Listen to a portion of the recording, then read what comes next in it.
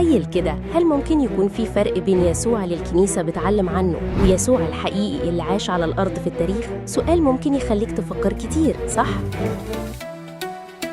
بلاش تحتار، هنساعدك تختار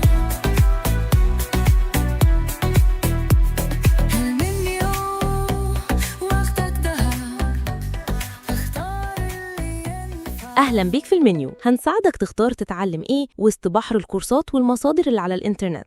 كتاب يسوع التاريخي لدار البوك بيقدم لنا فهم عميق جدا لشخصية المسيح. أول نقطة، الكتاب بيوضح أن البحث عن يسوع مر بمراحل، وفي تمييز بين يسوع الإيمان ويسوع التاريخي. تاني نقطة جوهرية، إن روايات الإنجيل اللي وصلتنا شافهة من شهود عيان ليها موثوقية عالية جدا بمعايير التاريخ القديم. لو لقيت فروق بسيطة في التفاصيل، ده مش بيضعفها، بل ده طبيعي في النقل القديم وبيأكد موثوقيتها. وكمان الكتاب بيأكد على أهمية فهم السياق، يعني التاريخ مش مجرد وقائع، لازم نفهم يسوع في إطاره الثقافي والاجتماعي. عشان تستوعب كلامه وأعماله لازم تكون فاهم الثقافة اليهودية اللي عاش فيها، زي فكرة ابن الإنسان أو ادعاء غفران الخطايا اللي كانت مدهشة جدا وقتها. لو الكلام ده حمسك وعايز تتعمق أكتر، كتاب يسوع التاريخي فيه فصول ممتازة هتفيدك. أولاً، بداية مساعي البحث عن يسوع التاريخي، هتعرف إزاي العلماء بيدوروا على يسوع التاريخي وليه اختلفوا. ثانياً، المسعى الأول وخندق لسانج، هتعرف عن الفجوة اللي البعض تخيلها بين يسوع الإيمان ويسوع التاريخي. ثالثاً، الوضع الراهن، هتعرف إيه آخر التطورات في أبحاث يسوع التاريخي حالياً. رابعاً،